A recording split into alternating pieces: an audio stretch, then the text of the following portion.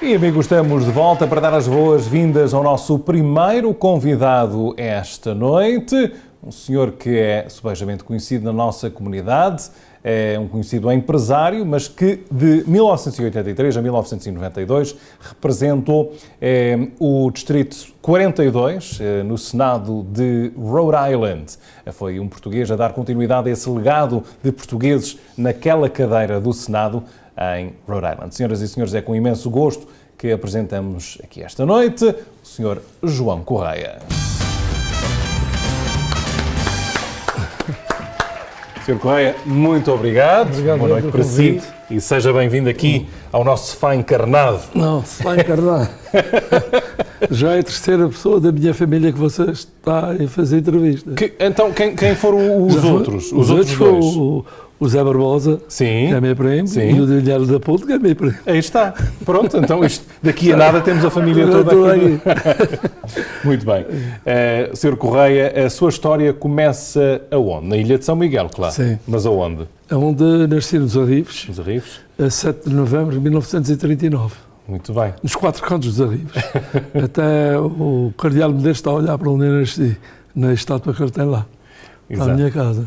E nos Açores, quais são as memórias que tem? Você viveu muito tempo nos Açores antes de emigrar? Até aos 23 anos. Até aos 20, portanto. Mas, fez-se homem? Fez-se homem. Foi à escola, a trabalhar nos serviços municipalizados. Comecei em 1954, 53, 54. E aos 23 vim até à América, estive aqui um ano, depois voltei. Eu vim com licença limitada de um ano e depois em 65 voltei então permanente. Definitivamente. Já tinha família ou ainda não tinha casado nessa altura? Não, entretanto, quando vim cá, a minha namorada estava cá e casámos. Ela ficou, ia depois se encontrar comigo, mas as coisas modificaram-se e é que acabei de vir para cá. Muito bem. E acabam uns anos, nascem filhos também, portanto, sim, cria Ricardo, família aqui no O Ricardo, você conhece, e a Débora, uma pequena, 10 anos e meio depois. Exato. E um interregnozinho, não é? Um grande intervalo. Exatamente, tinha que ser. E quando chegou aos Estados Unidos, definitivamente, o que é que começou a fazer cá nos Estados Unidos? Comecei a trabalhar em uma companhia que de coisas novas fazia velhas, ali em Providence, e depois fui trabalhar para Bristol, para o Pearson, a pôr tanques de água nos barcos. Exato. E depois disso continuei a trabalhar como canalizador, depois tirei as licenças de canalizador, estabeleci por minha conta. Exato. Um caso de sucesso.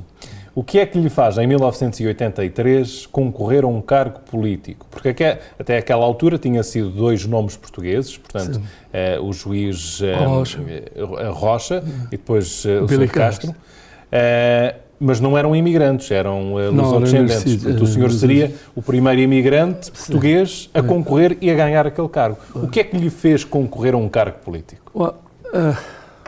Tem que se voltar um bocadinho atrás, se não se importa. À vontade.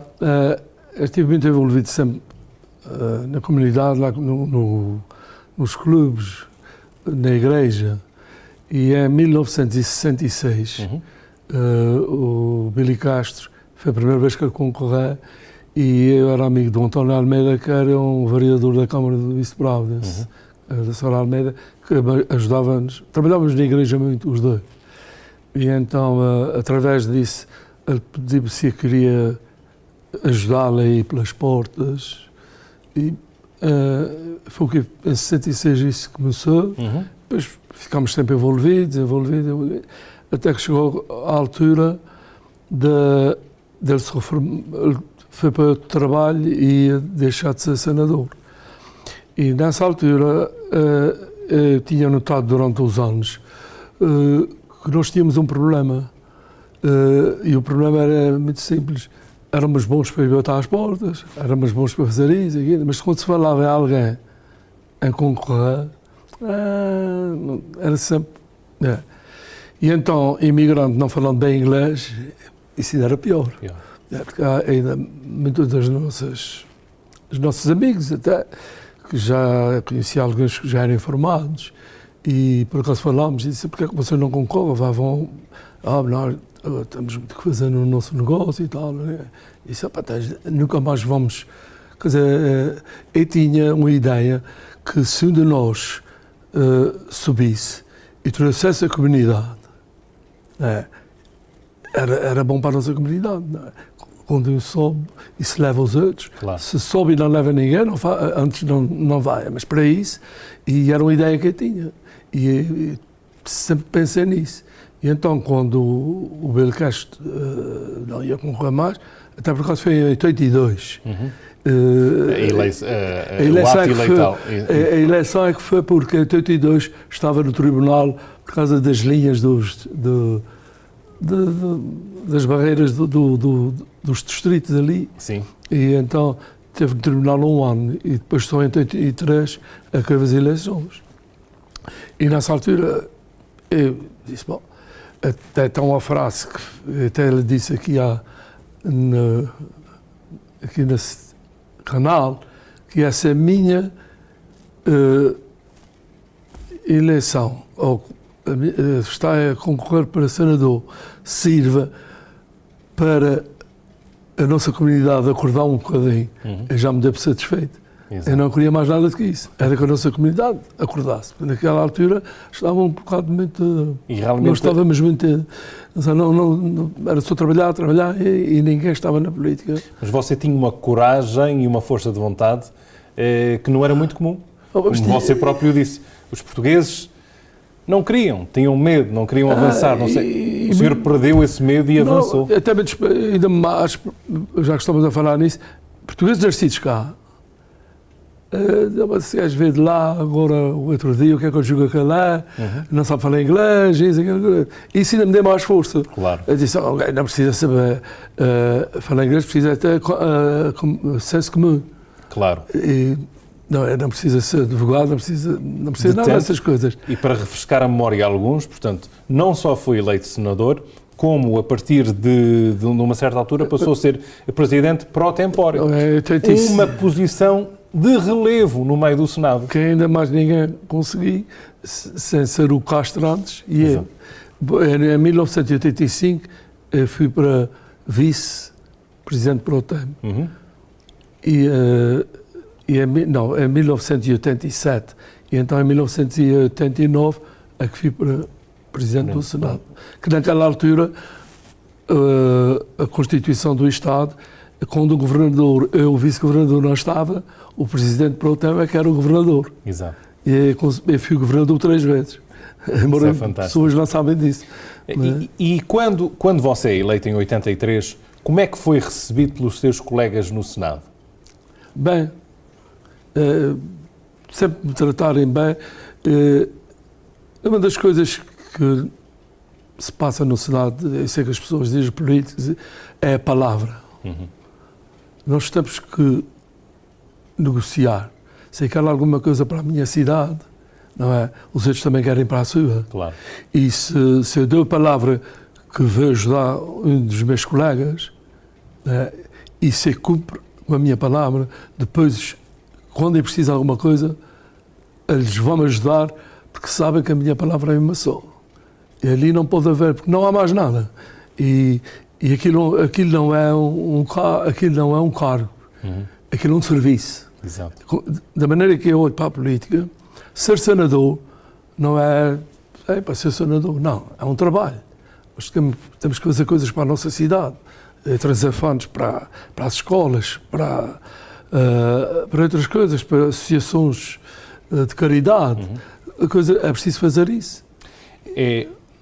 O seu distrito, ou o distrito que representou na altura, há um historial ali que tanto a Igreja de São Francisco Xavier, o Phillip Street Hall, são 2 pilares fundamentais no criar dos laços com a comunidade, não só a comunidade portuguesa, mas em geral. O quanto foi importante a Igreja e o clube na sua eleição? O clube é um clube de 1914. Claro. Eu sou sócio do clube já há muitos anos. E a Igreja foi no clube. Exato. E depois, é claro, as pessoas, muitas das pessoas não votavam, não é? E o envolvimento na igreja, e o envolvimento no clube, e coisas que fizemos por causa das contribuições, fizemos levantamentos, isso, coisas daquele tempo, dei muita visibilidade às pessoas que estavam comigo, Sim. não é? E o que é que acontece? Depois trabalhámos muito, antes de tudo, quando eu estava ajudando o Castro, já estava a pedir para as pessoas se naturalizarem, para depois tirar e votar. E isso teve muita importância. A importância foi tanta que quem estava a concorrer contra mim era um rapaz que era advogado e também era português. E até um belo rapaz. Somos amigos ainda hoje. Mas das escolas todas, que é onde vão votar, não é? Escolas e lugares de votar, eu vindo dos Açores e ele nascido em East Providence, eu não perdi nenhuma escola. Porquê? Porque as pessoas viram que era a primeira vez que nós tínhamos uma grande oportunidade de pôr, e mais ou menos um imigrante, que conhece as necessidades, sabe o que é que os imigrantes precisam. Exato. E então foi fantástico. E depois agradeço a todos pela ajuda que me deram. Se não fosse eles, eu não estava, eu não tinha chegado a senador. Mas depois, como viram, teve uma altura que até no jornal dizia que tinha, foi na segunda eleição, 600 pessoas logo de partida já estão a apoiar o senador Correia. Não é muito fácil. Exatamente. Não é? E foi tudo pessoas amigas, mas não foi também só português, também tive muito americano. Você mostrou trabalho e teve palavra, que muitas vezes é o que falta, a alguns políticos. A palavra. Durante esses 9 anos no Senado, houve várias vitórias, várias batalhas também. Uma das batalhas tinha a ver com a língua portuguesa. Sim. Ou seja, não é necessariamente com a língua portuguesa, mas o facto de línguas estrangeiras não terem importância. Qual foi essa luta? Essa luta foi porque na Califórnia passaram essa lei, que era inglês, a língua oficial americana. Ora, o que é que acontece? A princípio, as pessoas não estavam a compreender.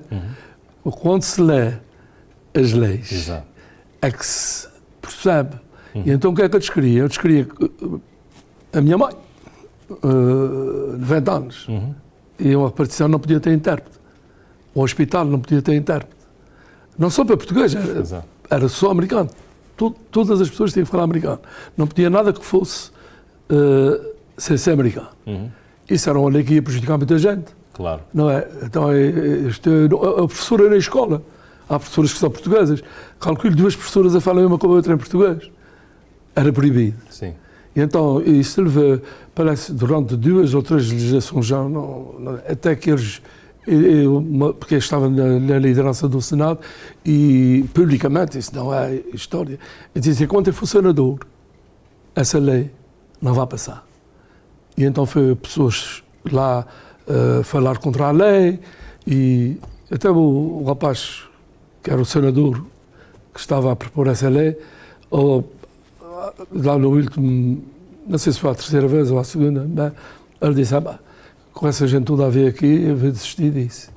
E desisti. E assim, mas foi uma luta longa. Foi muitas pessoas a ligar, não concordaram. Porque à partida, dizer que inglês é a língua oficial, pronto.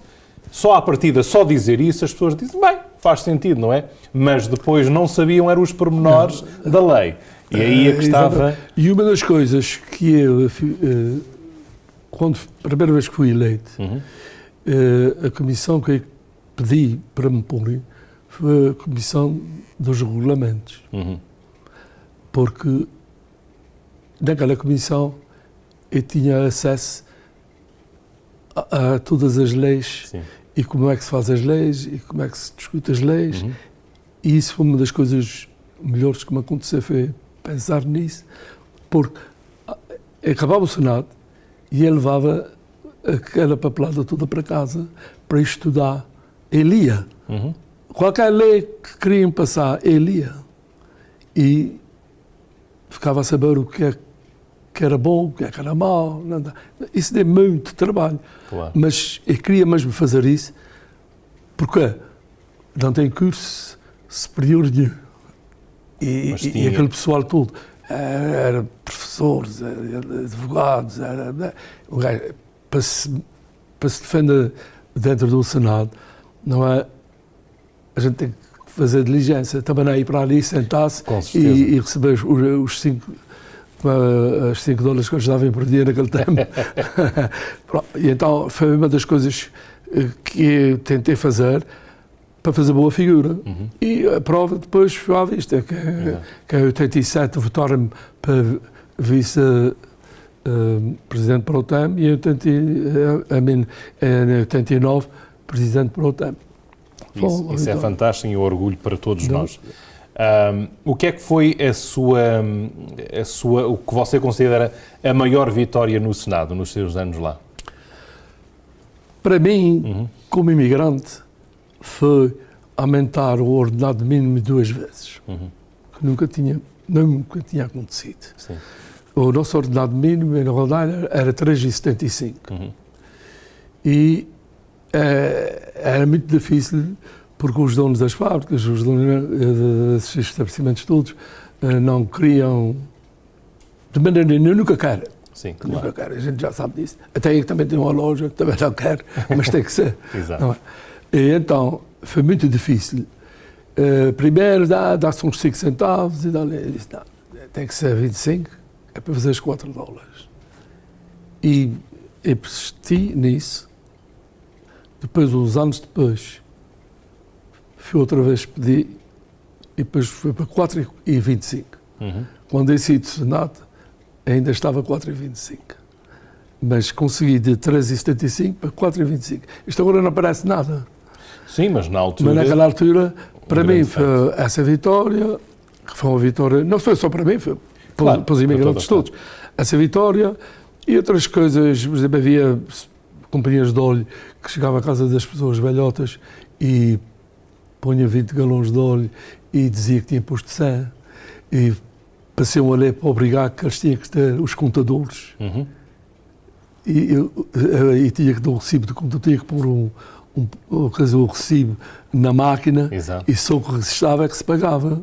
Muito Isto bom. foi uma.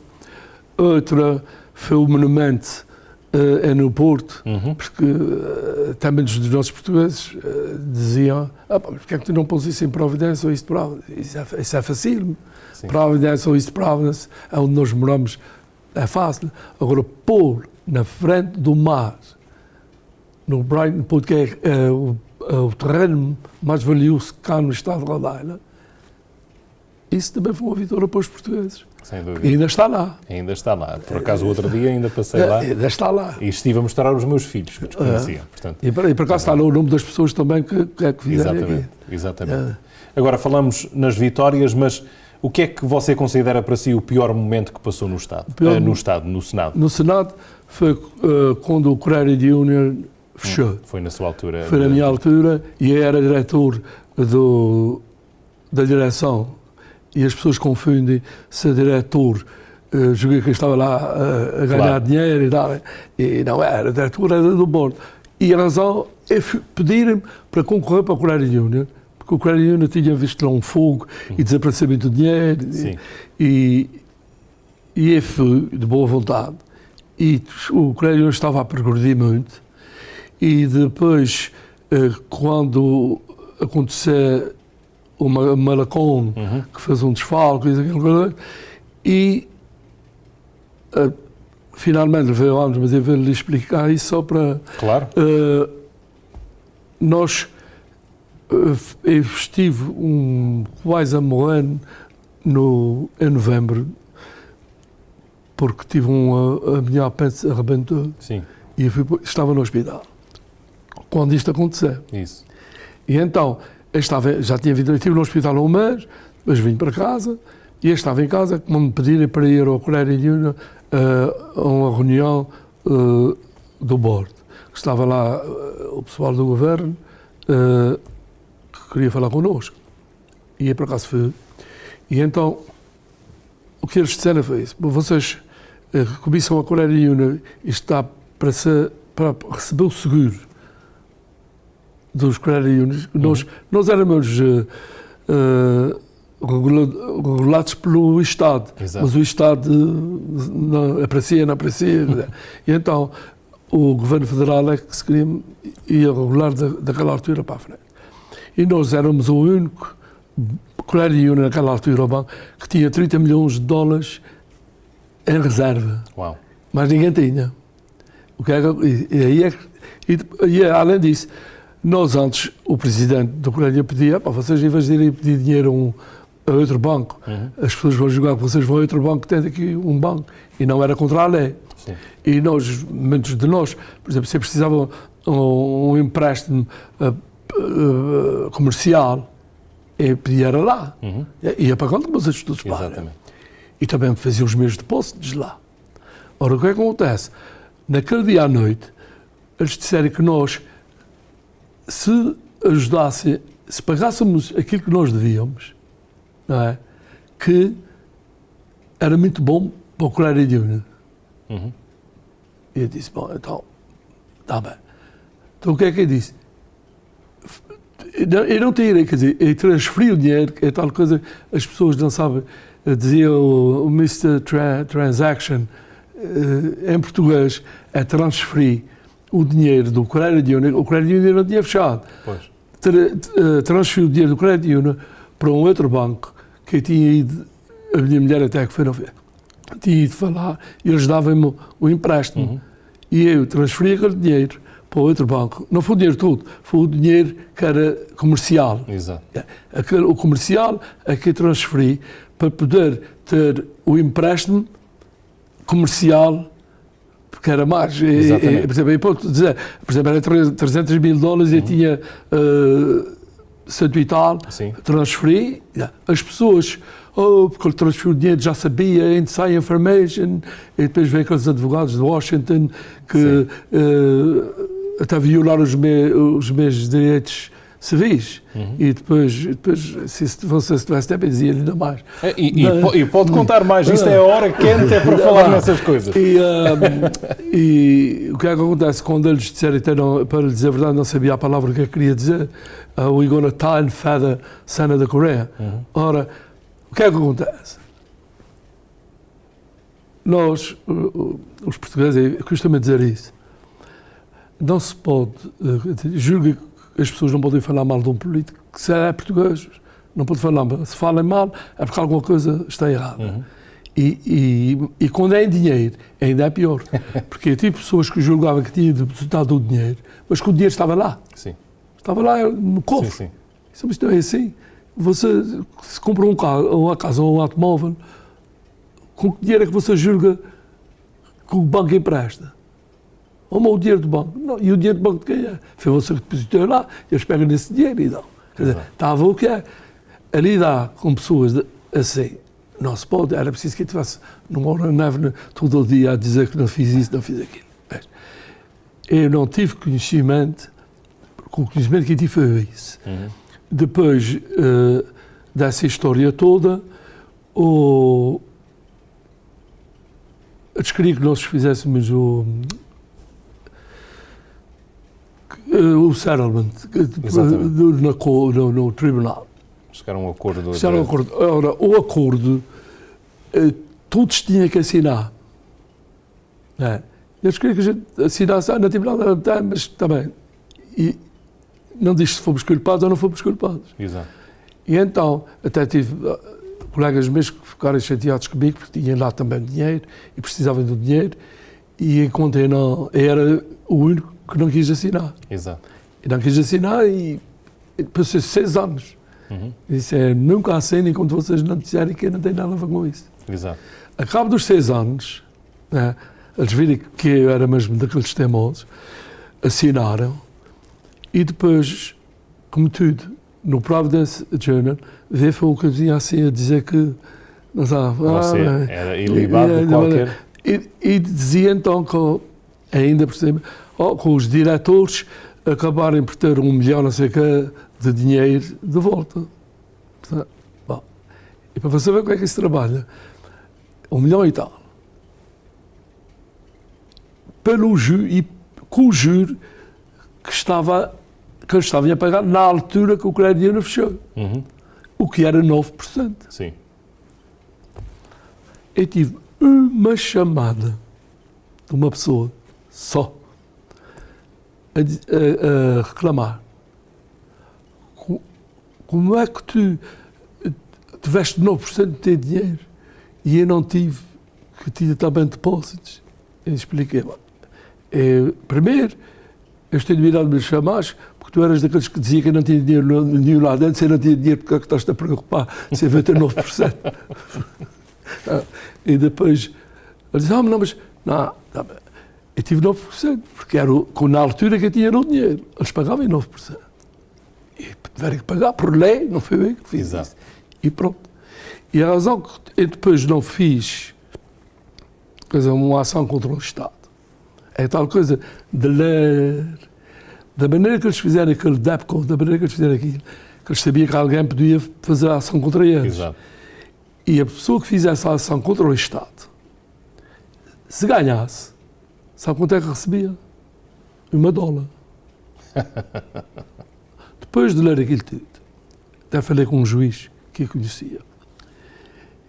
E ele disse, tu ganhas, garantido que eles infringiram nos teus direitos civis. Sim.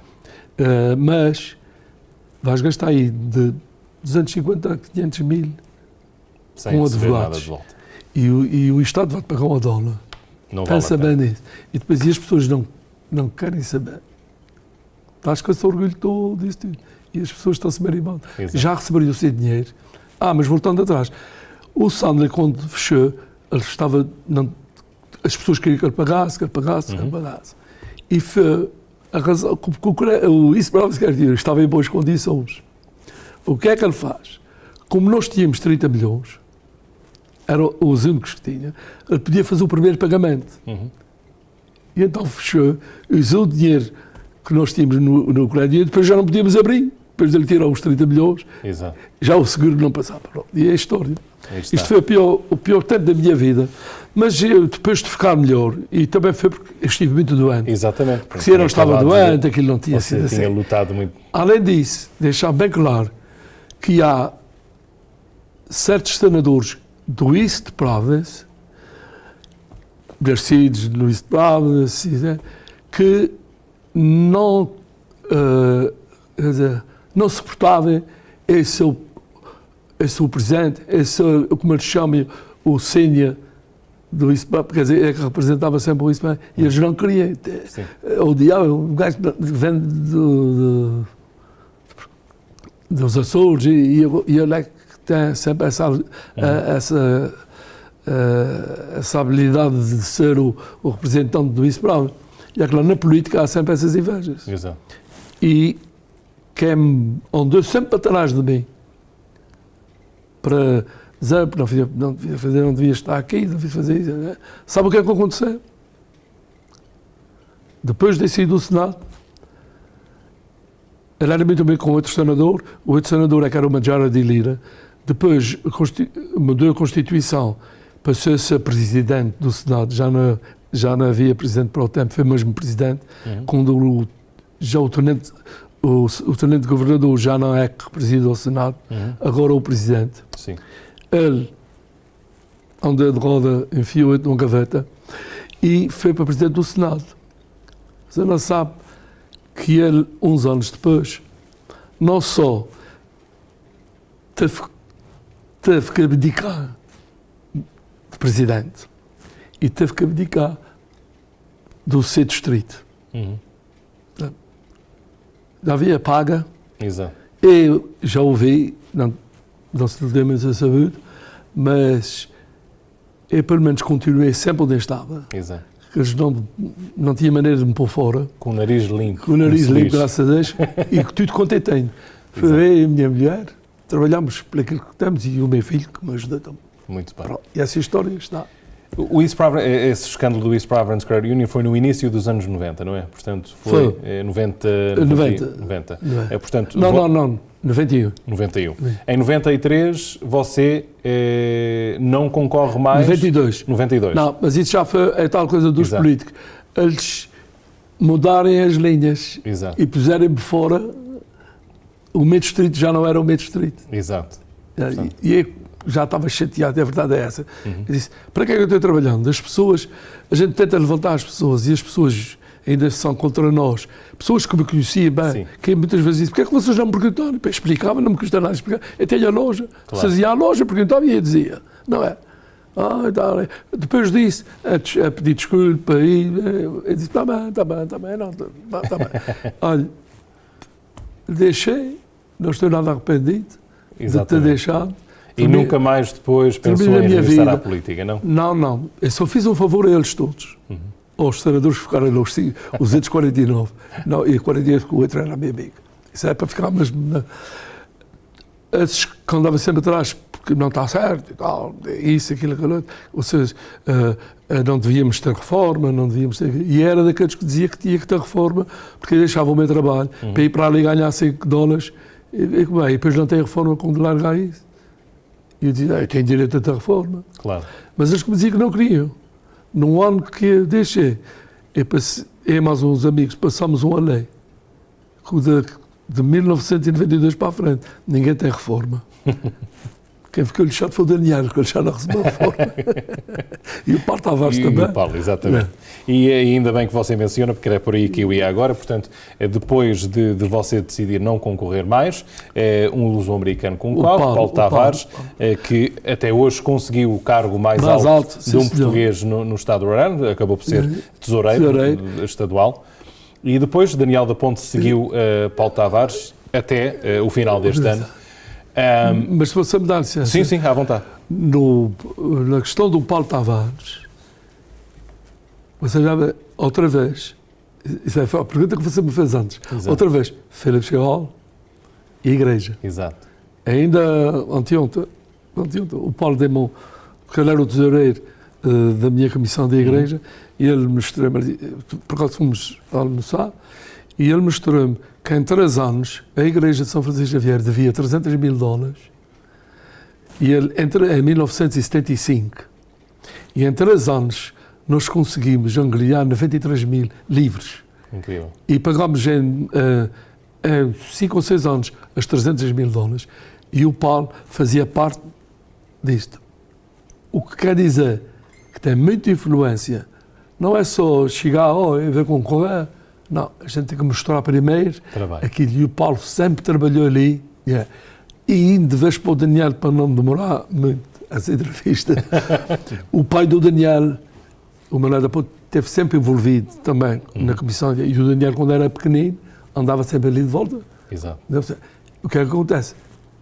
Estava naquela comunidade que aceita porque as pessoas fizerem trabalho. Exato. O Daniel foi presidente da Comissão das Festas, foi presidente disso tudo. Nós é que fizemos a primeira festa de São Francisco em 1974, mas a procissão de 75, quer dizer, e fizemos isso tudo. Não é só chegar e dizer, eu estou aqui. Há outros que nunca fazem nada e que esperem que as pessoas vão ter por eles. Não. E eu gosto dessas conversas e ainda bem que você está a partilhar essas histórias porque as pessoas gostam de ouvir também. No final deste ano, Daniel decide não concorreu à reeleição depois de 20 anos como senador e agora houve eleições recentemente e pela primeira vez em 60 anos, em janeiro, esse cargo, esse distrito, essa área que você representou não será ocupado por um português. Como é que você vê esta situação? É indiferente ou acha que é a maneira que as coisas tinham que acontecer? Não, eu nunca seria diferente, porque o que acontecer, as pessoas ainda não viram, isso vai ser no futuro. O que acontecer agora vai ter reflexões no futuro. No futuro próximo, não é muito longe. Muito simples. Quando estamos lá, e já estamos há uns anos, como o Daniel, como eu, como o Paulo, como o Bill, nós sabemos como é que aquilo é maniobrado lá dentro. Não é? Precisamos de coisas, posso dizer qualquer coisa que seja para Portugal. Como é que você, sei que você sabe, porque é que as pessoas pensam que o Dia de Portugal é feito, vá para o State House, chega lá, bate à porta, olha, quero fazer aqui. Não é assim. Eu lembro do meu filho, com 6 anos ou 7 anos, e tocou acordeão para o State House, para uma festa para o Dia de Portugal, e de Salvadeira, veja lá os anos, já tem 52, veja Exato. lá. E é assim, precisa alguém para fazer isso. Não é? Porque se não tem lá pessoal para fazer isso, não se faz. O Sr. Dupin, que era um grande amigo meu e de Portugal. E até tem pena que ele morreu sem fazer aquilo que ele gostava de fazer, que era um museu de arte portuguesa, e ele oferecia a sua arte portuguesa. Em 1983, ele andou pelos caminhos do isso, prova-se comigo. Sim. E o que é que ele dizia? Vocês não percam os 16 anos. Ele não contou os dedos do Rocha, porque ele não conhecia os 16 anos que já temos, que eram os 16 anos do Billy Castro. E ele é um homem que foi presidente da Comissão dos Negócios Estrangeiros em Washington durante muitos anos. E ele ajudava Portugal muitos anos. E ele é que muitos desses políticos que vinham de lá dos Açores, a porta era ele. Se não fosse ele, esse pessoal não ia para Washington, nem nada disso. Ele ajudou muito e as pessoas ainda não se aperceberem. Por exemplo, agora essa questão de ter aquele... os números do carro. Exatamente, a matrícula portuguesa. Aquilo não é fácil. Não. Eu lembro quando foi do monumento. Eles não queriam de maneira nenhuma. Chamavam aquele relógio solar, chouriços, os americanos. Não, eles não querem. Mas as pessoas não se apercebem disso. Exato. Julgam que está lá, não sabem a diferença. E infelizmente, o que eu estou a dizer agora, eu dizia há 40 anos. Isso é que me irrita mais. É o que me faz ficar assim. Como é que as pessoas não compreenderem? Não é? Agora, pronto. O próximo dia de Portugal. Eu estou agora à espera quem é que vai fazer o dia de Portugal no Estado de Rodaia, lá dentro da Casa do Estado. Fica aí o ponto de interrogação. Acaba uma história de 60 anos numa cadeira no Senado. Acabou agora, em janeiro. Agora acabou, porque já outra vez já não... Acabou. E o Senado fica praticamente sem representação portuguesa. Não tem. Não há outro no Senado, quem saiba. Exato. O que é pena. E pronto. E é isso que me custa. Mas já se passou a eleição. Pronto. E agora o público falou, os eleitores falaram e agora... O povo tem aquilo que merece. Exatamente. Sr. Correia, depois da política voltou ao seu negócio, nunca deixou, mas continuou com o seu negócio, mas envolveu-se noutras atividades ou foi mesmo como empresário que continuou? Não, eu continuei sempre na igreja, sempre mesmo de Filipe Geol, não tanto porque, entretanto, fui para a Flórida, passou o inverno, mas estou sempre ali de volta, sempre ali de volta. Eu sei o que é que se passa. E não gosto daquilo que se passa, claro. Mas não vejo tão, quer dizer, um problema de saúde por causa disso. Mas, infelizmente, só lhe posso dizer isso. Muitos dos nossos sobres à cabeça, contei um bocadinho de sobres à cabeça. E há uma frase que eu usava, que é... O político põe as calças em casa e tira as calças em casa. Quero dizer com isso que aquilo é uma passagem. Não vale a pena ir para aqui, mudar. Eu tive até um jornalista português, e ri-me, vindo de um jornalista, disse que era um bocado relaxado. E ele disse, o que é que você considera relaxado? Você fala com toda a gente. Você é da mesma maneira, você é tal e qual, como se não fosse senador. Você não está com aquela coisa de senador. E eu disse-lhe, muito simplesmente, o homem faz a roupa não faz o homem. E há uma diferença entre ser ambicioso. Ambicioso é uma coisa e o ego é outra. Não tem nada a ver uma coisa com a outra. Exatamente. Eu sou muito ambicioso. Portanto, sei que tenho graças a Deus, tenho um negócio bem estabelecido que já faz 50 anos, o ano passado. Parabéns. Mas, quer dizer, uma coisa não tem nada a ver com a outra. As pessoas têm a mania de caldear, mas não é. Nós devemos ser aquilo que somos. Porque as pessoas que estão na política de outras nacionalidades são muito espertas. O que é que eles fazem? Há um político, no meu exemplo, que é português. Logo a seguir às eleições, você não faz a ideia como é que eles são como abelhas. E os outros que nos ajudarem ficam assim e dizem, mas afinal, agora também, também já sou americano, também já... Não. Tu és o que és, ficas aqui e trabalhas para quem te ajudou e para a tua comunidade. Não tenha vergonha de dizer que... dois trabalhos. Sempre. Eu estive também na repartição, na comissão escolar, também fiz parte da comissão escolar. E há 2 trabalhos com o mesmo currículo. E há um irlandês e há um português. E o presidente da comissão disse-me, então, eu gostava que tu... E disse, são os dois. Estamos 2 para escolher. Tu escolhes o que tu queres e eu escolho o que eu quero. Ele disse, mas... ele sabia que ia ter mais um voto do que ele. E ele disse, não. Porque se fosse... Ele disse, vais escolher porque ele é português. E tu vais escolher porque ele é irlandês. Exatamente. Só. Eu vou escolher o português. Até por acaso foi a mais escolha depois. Mas só mais tarde é que ficou a saber isso, não é? Mas não vai escolher no sentido. Também subir à cabeça.